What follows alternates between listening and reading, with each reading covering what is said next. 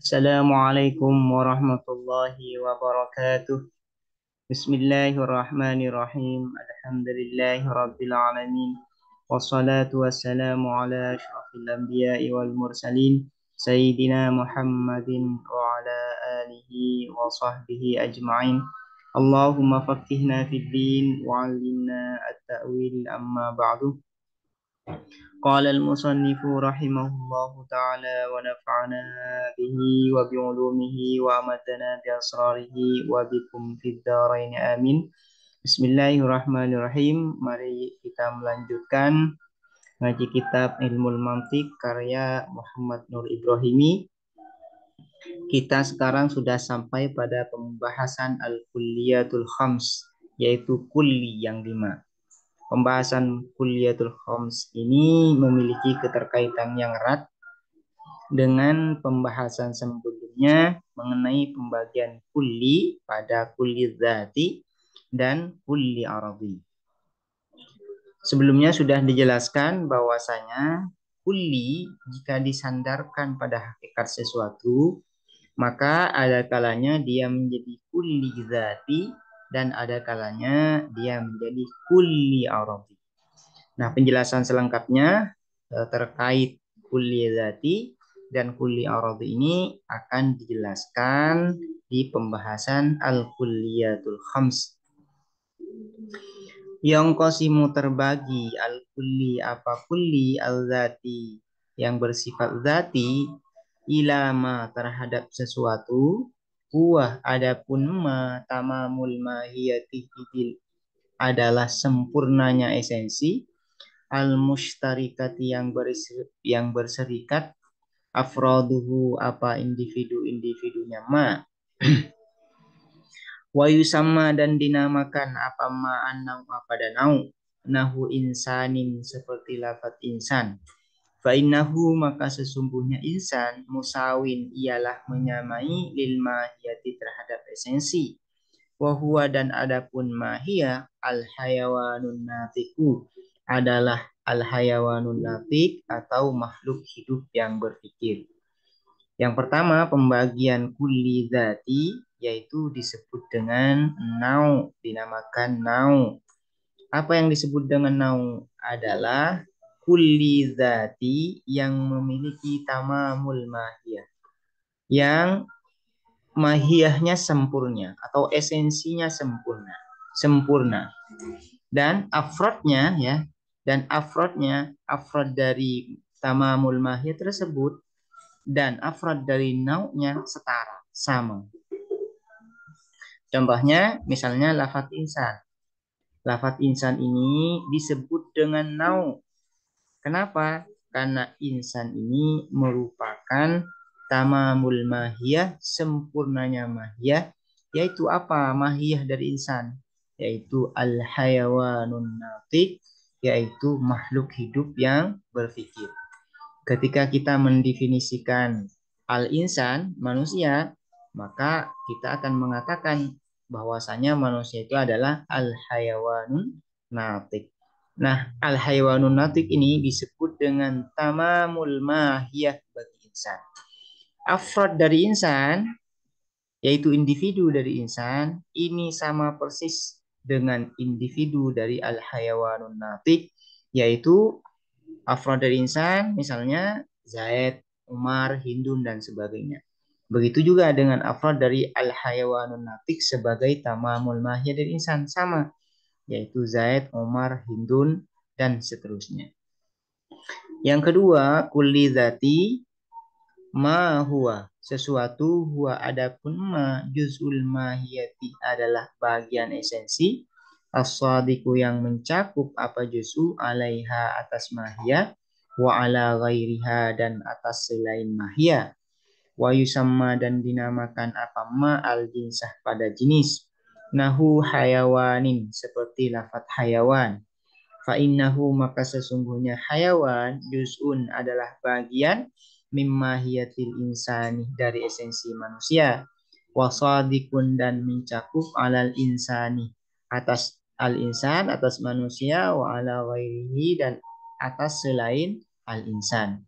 min anwa'il hayawanil mukhtalifati, dari macam-macam hewan yang berbeda-beda, ma'ahu bersama insan, fil mahiyati di dalam esensi.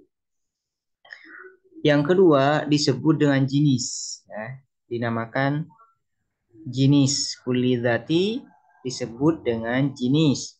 Apa yang dinamakan jenis? Ialah bagian esensi dari manusia, misalnya dalam contoh manusia, bagian esensi sesuatu atau manusia yang mana bagian esensi tersebut ya mencakup pada mahiyah tersebut dan selain mahiyah. Lebih jelasnya langsung ke contoh, yaitu misalnya lafadz hayawan. Hayawan ini menjadi bagian esensi dari manusia. Nah, bagian. Karena bagian sempurnanya atau mahiyah yang sempurna dari manusia adalah al-hayawan dan natik. Al-hayawan ini menjadi bagian saja dari esensi manusia. Cuman al-hayawan ini tidak hanya mencakup pada manusia sebagai sebuah esensi. Artinya tidak hanya menjadi bagian esensi dari manusia saja, tapi juga menjadi bagian dari esensi hakikat-hakikat yang lain. Seperti misalnya menjadi bagian dari esensi atau hakikat dari kuda. Karena hakikat dari kuda itu disebut dengan al-hayawanus sahil, yaitu hewan yang meringkih. Nah, lafadz hayawan sebagai jenis ini tidak hanya menjadi bagian esensi dari manusia, tapi juga menjadi bagian dari esensi hakikat-hakikat yang lain. Selanjutnya, ma. Ma adalah sesuatu, huwa adapun ma, juz'ul mahiyati adalah bagian esensi, al-khasu yang khusus, biha dengan mahiyah, al-mumayyizu yang membedakan li afrodiha terhadap individu-individu mahiyah, an afrodil haqaiqil ukhra dari individu-individu hakikat-hakikat yang lain, al-mushtarikat yang berserikat, ma'aha bersama mahiyah, fil jinsih di dalam jenis, fil jinsih di dalam jenis, wa yusamma dan dinamakan apa ma, faslan akan fasal, mislu natikin seperti lafadz natik, fa innahu maka sesungguhnya natik, juz'un adalah bagian mimma hiyatil insani dari esensi manusia, khasun yang khusus biha dengan mahiyatul insan, mumayyizun yang membedakan li afrodiha terhadap individu-individu mahiyatul insan, an afrodil haqaiqil ukhra dari individu-individu hakikat-hakikat yang lain, al mushtarikati yang berserikat, ma'aha bersama mahiyatul insan, fil hayawani di dalam jenis hayawannya, Yang ketiga, yang termasuk kulidati, yaitu disebut dengan fasal. Fasal ini adalah bagian dari mahiyah dan juga bagian dari pembentuk mahiyah sebuah esensi, namun dia hanya khusus pada mahiyah tersebut. Fungsinya dia membedakan afrod dari mahiyah itu dari afrod-afrod mahiyah yang lain. Misalnya di sini lebih jelasnya, misalnya natik, lafadz natik. Ya, lafadz natik. Di sini natik menjadi bagian dari esensi manusia. Karena sebagaimana disebut di awal, bahwasanya esensi manusia itu secara keseluruhan adalah al-hayawan dan an-natik. Nah, an-natik di sini disebut dengan fasal. Kenapa disebut dengan fasal? Karena an-natik ini adalah mahiyah yang hanya khusus bagi insan. Dan juga an-natik ini membedakan individu-individu insan dari individu-individu hakikat-hakikat yang lain yang jenisnya sama sebagai hayawan. Misalnya, kita sudah mengatakan bahwasanya hayawan ini menjadi bagian esensi manusia dan juga menjadi bagian esensi selain manusia, misalnya faros. Ya. Faros disebut dengan al-hayawan as-sahib, yaitu hewan yang meringkik. Sementara al-insan disebut dengan al-hayawan an-natiq. Nah, sekarang apa yang membedakan antara individu dari kuda dan manusia? Padahal secara jenis antara manusia dan kuda ini sama, yaitu sama-sama al-hayawan atau makhluk hidup. Namun apa yang membedakan antara individu dari manusia dan individu dari faras atau kuda, yaitu an-natik ini. An-natik ini khusus bagi insan dan fungsinya adalah membedakan individu yang dicakup oleh insan dengan individu-individu lain yang mahiyahnya sama sebagai hayawan. Nah, ini lebih jelasnya sebagaimana contoh sebelumnya yang saya sebutkan, yaitu al-fiqih misalnya. Fikih itu didefinisikan oleh para ulama sebagai al-ilmu bil ahkami syar'iyyah al-amaliyah al-muqtasabu min adillatiha at-tafsiliyah. Yang menjadi fasal di sini adalah bil ahkam asy-syar'iyyah al-amaliyah al-muqtasabu min adillatiha at-tafsiliyah. Ini yang menjadi fasal yang khusus bagi fikih. Sementara lafaz al-ilmu lafaz ilmu menjadi jenis. Namun lafaz ilmu ini juga menjadi jenis bagi yang lain, tidak hanya fikih. Misalnya dia menjadi jenis dari usul fiqh. Karena usul fikih ini juga disebut dengan ilmu. Ya. Apa yang membedakan fikih dengan usul fikih sebagai al-ilmu dari jenisnya sebagai sama-sama al-ilmu disebut dengan al-ilmu, yaitu fasalnya, yaitu bil ahkam asy-syar'iyyah al-amaliyah al-muqtasabu min adillatiha at-tafsiliyah. Nah, ini yang khusus bagi fikih sekaligus membedakan fikih dari usul fikih. Sekaligus membedakan fikih yang dengan usul fikih. Karena antara fikih dan usul fikih di jenisnya sama-sama disebut dengan ilmu. Cuman yang membedakan di individunya, yang membedakan fikih dengan usul fikih adalah bil ahkam asy-syar'iyyah al-amaliyah al-tasabu min adillatiha at-tafsiliyah. Wa ala hadza, dan berdasarkan ini takunu ada aqsamuz zati, apa bagian kulli zati salasatan adalah 3. Pertama an-nau. Nau ini disebut dengan tamamul mahiyah wal jinsi dan jenis, ya. An-nau'ah, ya, dibaca an-nau ini menjadi badal dari salasa. An-nau'a nau, ya, wal jinsa dan jenis, wal fasla dan fasal. Jadi kuli zati itu ada 3, yaitu nau, jenis, fasal.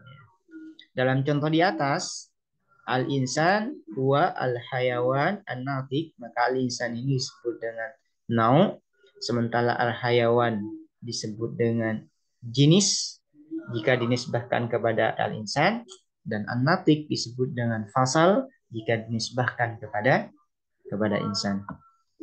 Nah, keseluruhan dari al-hayawanun natiq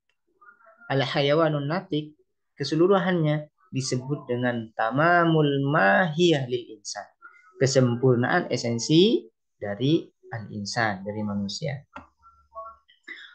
Selanjutnya yaitu wayang qasimu, dan terbagi al-aradi kulli aradi ilama terhadap sesuatu, huwa adapun ma khasun adalah khusus, bil mahiyati dengan mahiyah, dengan esensi, la yattasifu tidak bersifat bihi dengan ma illa afraduha kecuali individu-individu dari mahiyah, kecuali individu-individu al-mahiyah. Mislu dhahikin seperti lafaz dhahik yang tertawa, bin nisbati dengan dinisbahkan lil insani bagi manusia, bagi insan. Wa qadirin dan yang mampu ala ta'allumil lughah atas belajar bahasa, kadzalika ai bin nisbati lil insan. Wa yusamma dan dinamakan apa ma khassatan pada khassah. Nah, aradi terbagi pertama pada khassah. Pada khassah yaitu sesuatu atau aksiden yang khusus bagi mahiyah tertentu, bagi esensi tertentu, dan hanya individu dari mahiyah itu yang memiliki aksiden tersebut. Misalnya lafaz dhahik jika dinisbahkan pada manusia. Dhahik jika dinisbahkan kepada manusia, ini disebut dengan khosoh. Kenapa? Karena dhahik ini, yang tertawa ini, hanya khusus menjadi sifat dari manusia dan hanya individu-individu manusia ini yang tertawa. Sementara individu-individu selain manusia tidak ada yang tertawa. Maka ini dhahik jika dinisbahkan kepada insan, maka dhahik ini disebut dengan khasah atau aksiden khasah. Kenapa? Karena sifat dhahik ini hanya dimiliki al-insan dan hanya individu-individu dari al-insan saja yang bisa tertawa. Begitu juga wa qadirin ala ta'allumil lughah dan yang mampu belajar bahasa. Qadir ala ta'allumil lughah jika dinisbahkan kepada insan, maka dia menjadi khasah. Kenapa? Karena hanya insan saja yang bisa mempelajari bahasa. Sementara selain insan, individu-individu selain insan tidak ada yang mampu untuk mempelajari bahasa. Dan ini disebut dengan khasah. Arabi khasah lengkapnya. Yang kedua, ma sesuatu adapun ma mustarakun ialah berserikat bainal mahiyati di antara esensi wa ghairiha dan selain mahiyah minal mahaya dari beberapa esensi.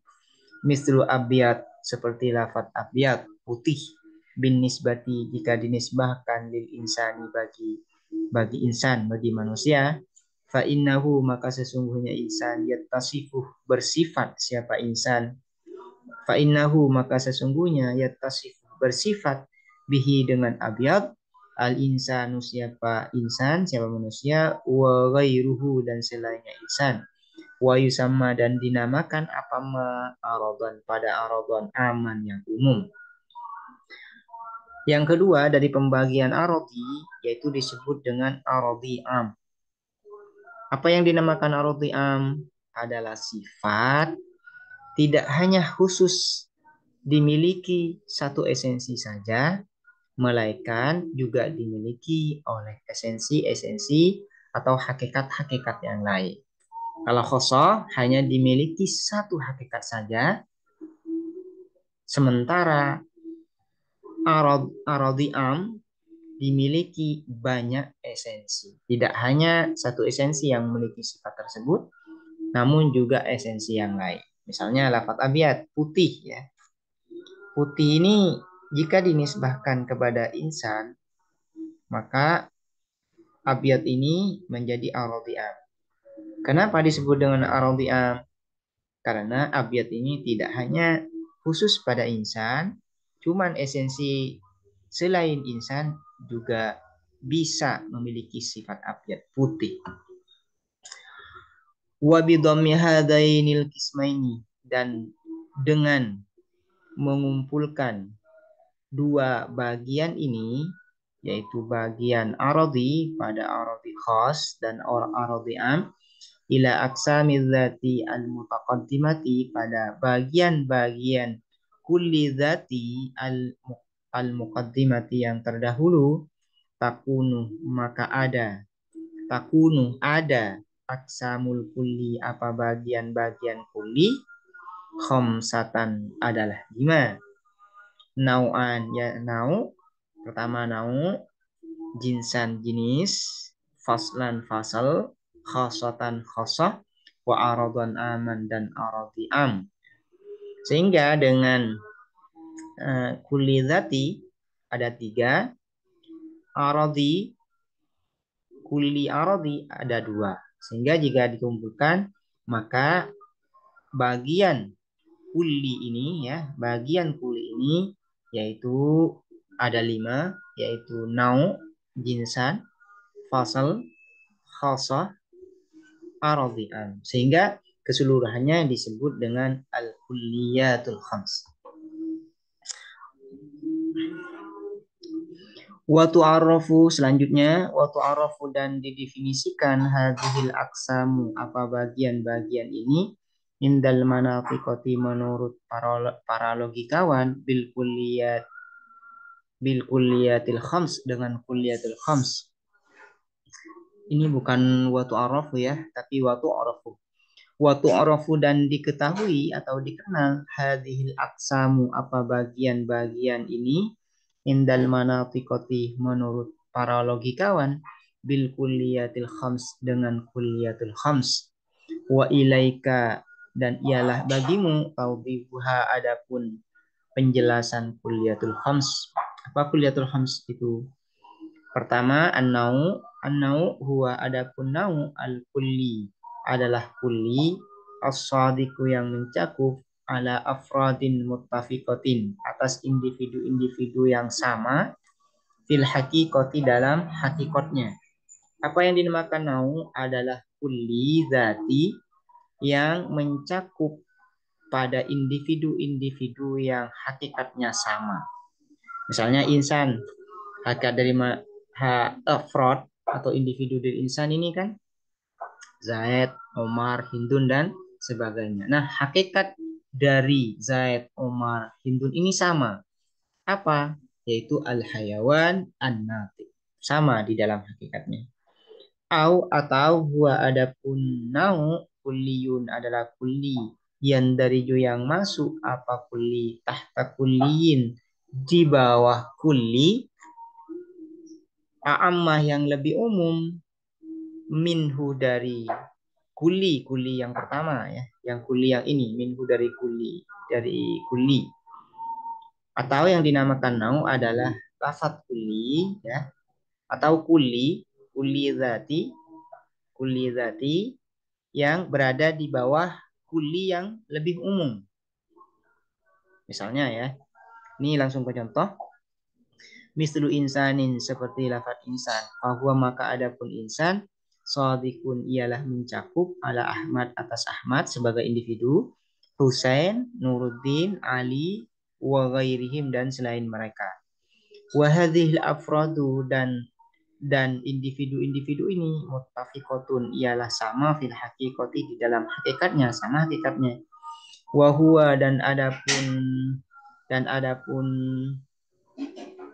insan wa huwa dan adapun insan ini Aidon juga mundarijun masuk tahta kulliyin a'am di bawah kulli a'am yang lebih umum di bawah kulli yang lebih umum minhu dari insan wahwa adapun kulli a'am hayawanun ialah hayawan contohnya seperti insan ini insan disebut daun kenapa karena insan mencakup individu-individu yang hakikatnya sama.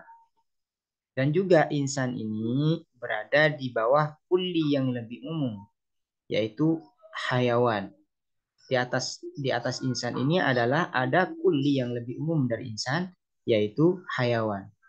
Hayawan ini dikatakan lebih umum karena hayawan ini mencakup kepada insan dan kepada selain insan, yaitu misalnya mencakup pada faros, mencakup pada apa ya pada kuda, sapi, ayam, pokoknya yang makhluk hidup. Semuanya disebut dengan kata al-hayawan. Sehingga al-hayawan ini disebut kulli a'am minal insan. Kulli yang lebih umum dari lafaz dari insan. Karena hayawan mencakup kepada insan dan mencakup kepada selain insan. Al-jins, yang kedua al-jins, jenis. Huwa adapun jenis al-kulli adalah kulli as-sadiqu yang mencakup ala afradi haqa'iqa mukhtalifatin atas individu-individu hakikat-hakikat yang berbeda-beda. Atau huwa adapun jenis kulliyun adalah kulliyan dari yang masuk tahtahu di bawah kulli, kulliyatun apa banyak-banyak kulli, akhassu yang lebih khusus apa kulliyat minhu dari kulli pertama dari kulli ini.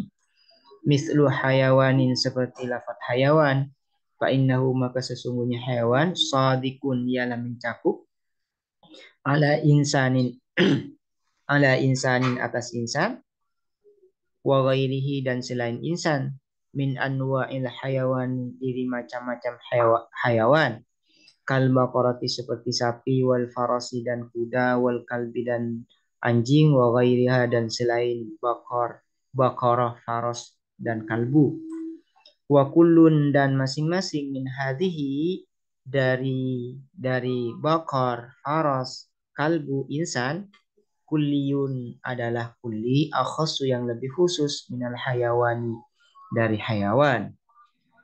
Yang dimakan jenis adalah kulli yang mencakup pada afrod yang hakikat-hakikatnya berbeda. Misalnya hayawan.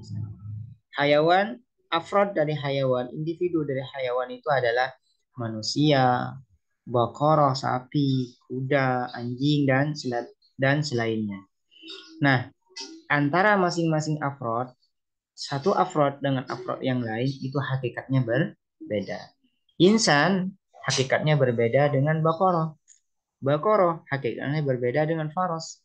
Faras berbeda dengan kalb, dengan anjing, dan begitu seterusnya.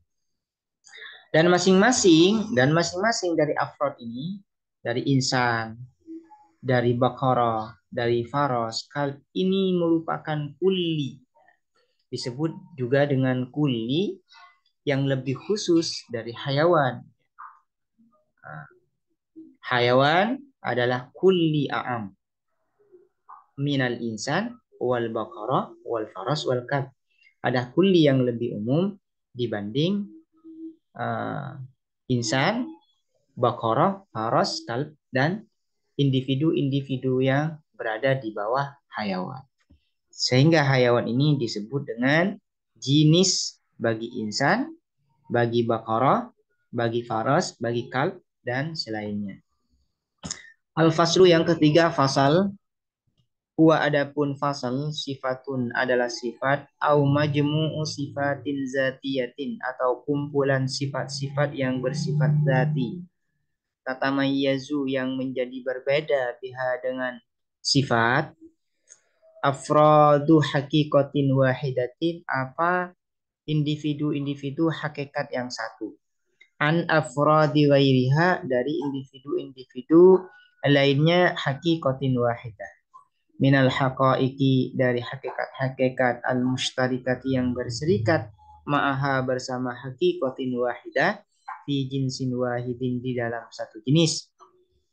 Mislu natikin seperti lafaz natik bin nisbati dengan dinisbahkan lil insani bagi insan. Fa innahu maka sesungguhnya natik sifatun adalah sifat tumayyizu yang membedakan apa sifat afrodal insani pada individu-individu insan manusia an afrodil farasi dari individu-individu kuda, baqarah, sapi, kalbi, wal kalbi dan anjing, wa dan selainnya faras, baqarah, kalbi minal afrodi dari individu-individu al-mushtarikat yang berserikat ma'aha bersama insan fil jinsi di dalam jenis. Wahwa adapun jenis al-hayawanu adalah hayawan. Sementara yang dinamakan fasl adalah satu sifat atau kumpulan sifat zati yang mana fungsinya adalah membedakan individu satu hakikat dengan individu hakikat yang lain yang berada di bawah satu jenisnya, Misalnya di sini, adalah natik ya. Natik ini jika dinisbatkan kepada insan disebut dengan fasal. Kenapa? Karena natik ini merupakan sifat yang membedakan afrod atau individu-individu insan, manusia dengan individu-individu selain insan yang sama-sama berada di bawah satu jenisnya, yaitu hayawan. Hayawan ini kan jenis dari insan, jenis dari faros, jenis dari bakoroh, jenis dari kalbi, dan selainnya.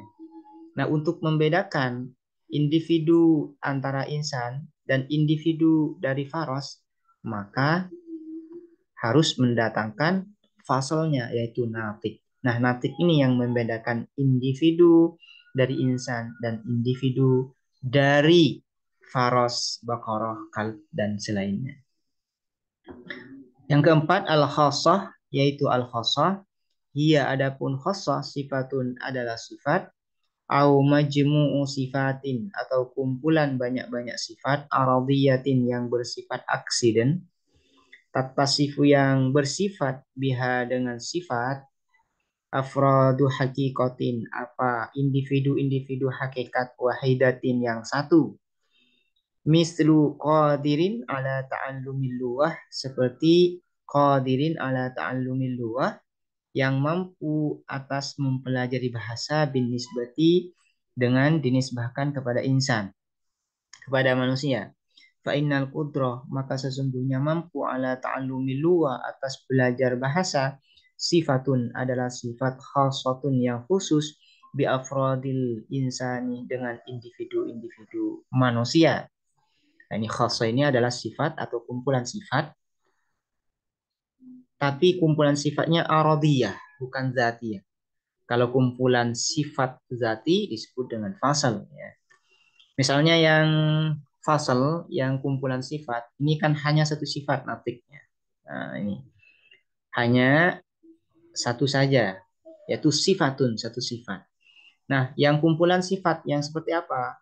Kumpulan sifat zati yang menjadi fasal, misalnya yang sudah dicontohkan ya barusan, yaitu terkait dengan definisi dari fikih.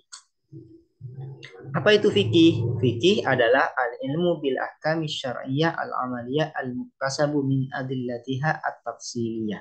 Nah, itu disebut dengan definisi fikih. Al-ilmu di sini disebut dengan jenis. Ya, al-ilmu disebut dengan jenis. Sementara bil ahkam asy-syar'iyyah al-amali al-muktasabu min adillatiha tafsiliyah itu disebut dengan fasal. Cuman fasal di sini bukan terdiri dari satu sifat, tapi majmu'u sifatin dzatiyah atau terdiri dari kumpulan banyak sifat yang bersifat zati. Itu juga disebut dengan fasal. Begitu juga dengan khosoh ya. Khosoh bisa terdiri dari satu sifat atau kumpulan banyak sifat, cuman bukan zati tapi aradi, aksiden. Seperti misalnya ya, qadirin ala ta'allumil lughah. Nah, misalnya mendefinisikan manusia dengan khosohnya. Al-insan ma huwa al-insan? Al-insan huwa al-hayawan al-qadir ala ta'allumil lughah. Adalah hewan yang mampu mempelajari bahasa.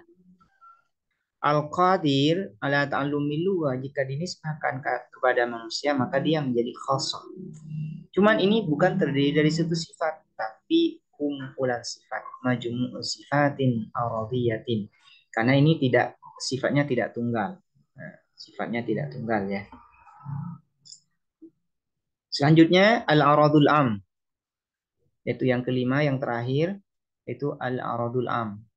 Aradul am, huwa adapun aradul am, sifatun adalah sifat, au iddatu sifatin aradiyatin atau beberapa sifat aradiyatin yang bersifat aksiden, taktasifu yang bersifat biha dengan sifat, afradu haqqaiqo, apa individu-individu banyak-banyak hakikat, mukhtalifatin yang berbeda-beda, mislu aswadin, mislu aswada, mislu aswada seperti aswad. Aswad ini adalah hitam ya.